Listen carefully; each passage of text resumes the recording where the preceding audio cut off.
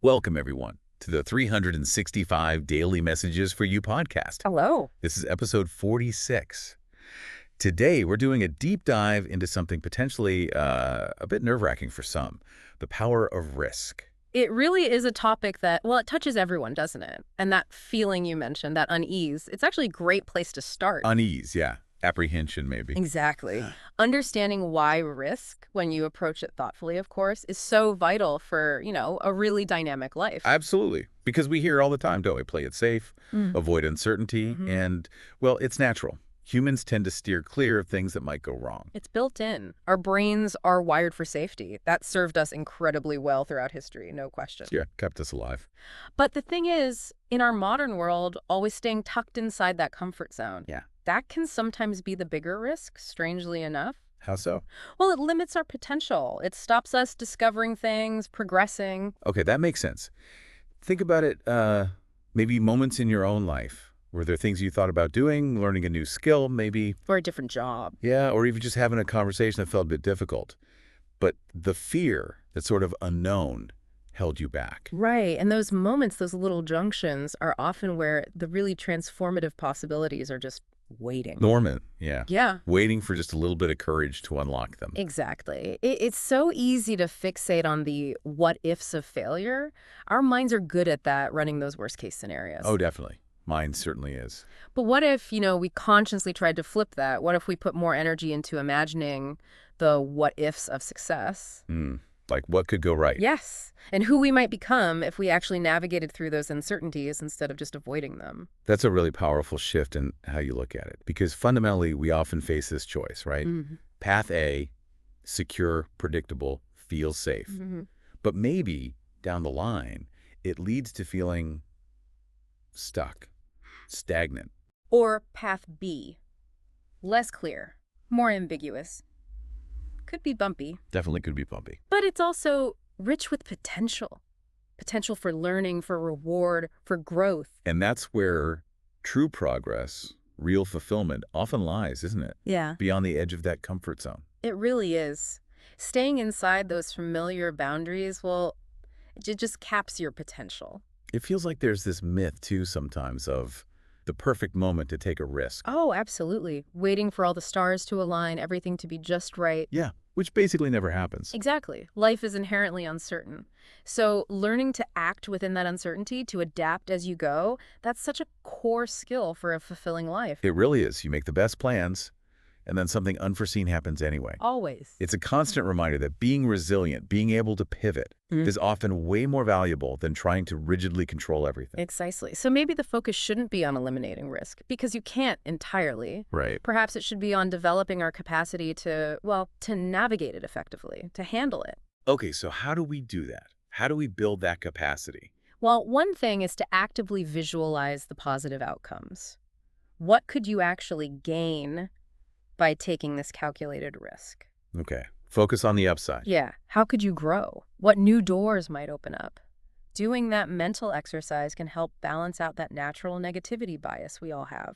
It's like training your brain to scan for possibilities, not just threats. You got it. And there's also that feeling of inadequacy we need to tackle, that little voice saying, I'm not ready yet. Oh, that one's loud sometimes. It's incredibly common. We tend to underestimate ourselves, what we're capable of, and overestimate how bad things could get. So challenge that inner critic. Yes. Ask yourself, what if I am more capable than I think? What if I have strengths or resources I haven't even fully tapped into yet? It comes back to recognizing your own value, I suppose, what you bring to the table. Because if you hold back out of fear, you're not just denying yourself, are you? You might be denying others the benefit of your ideas, your talents.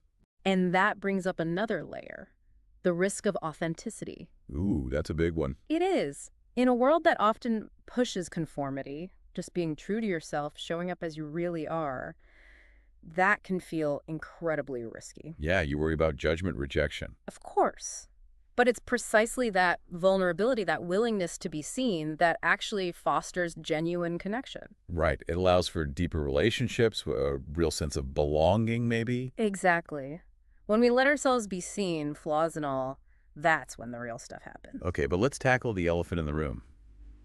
The fear of failure. That's probably the biggest hurdle for most people. It really is. We're often taught from a young age, avoid failure at all costs. It's seen as the end point. But it doesn't have to be, does it? If you look at people who've really achieved things, innovators, entrepreneurs, artists, Their paths are rarely straight lines, are they? not at all. They're full of setbacks, missteps, things that look like failures from the outside.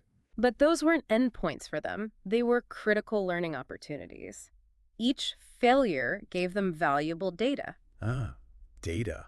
That's a good way to put it. It guided them closer to their goals. So failure, if you look at it that way, becomes an integral part of innovating, of growing. There's that concept of failing forward, right? Yes, which builds right on that idea. It means taking action, learning really quickly from any mistakes, and then adapting your approach based on what you learn. It sounds much more agile, more effective than just waiting until you think you're perfectly prepared, which might be never. Absolutely. So, okay, practically speaking, how do we cultivate this mindset? How do we actually start embracing risk more? Good question. Where do we begin? Well, a key first step is just noticing. Identify those areas in your life where you consistently pick the safe option, even though part of you kind of wants something more. Self-awareness first, okay. And once you see those areas, try connecting that desire to take a risk with your deeper values. What really matters to you? What kind of life are you trying to build? Your why. Exactly. Your why can be a really powerful anchor when that fear inevitably pops up. Okay, so know your why, then what? Then, and this is really practical, start small. Don't try to overhaul everything at once. Please don't. No need for huge dramatic leaps right away. Start with manageable risks. Low stakes. Try a new recipe, strike up a conversation with a neighbor, express a slightly different opinion in a safe setting. These little acts of courage. Yes, they build momentum, they build confidence. It really is like building a muscle. You wouldn't start with the heaviest weight in the gym. Precisely. You start where you are and gradually increase the challenge. And another key thing is accepting uncertainty. You just can't control every outcome. That's hard but true. So focus your energy where it counts, on your effort, your attitude, and how you choose to respond to whatever happens. And that reframe of failure, seeing it as feedback, seems crucial too. So vital. Instead of beating yourself up over a setback, ask, okay, what can I learn here? How can I adjust things moving forward? That shift can turn something potentially negative into, well, wisdom. It really can. And remember, the goal is growth, not perfection. Don't wait until you feel 100% ready or until every single detail is perfectly mapped out. Take imperfect action. Yes. Small, consistent steps forward beat waiting for that mythical perfect moment every single time. And keep embracing that authenticity we talked about. Don't let fear of judgment silence you. Your unique voice, your talents, the world needs them. Have the courage to show up.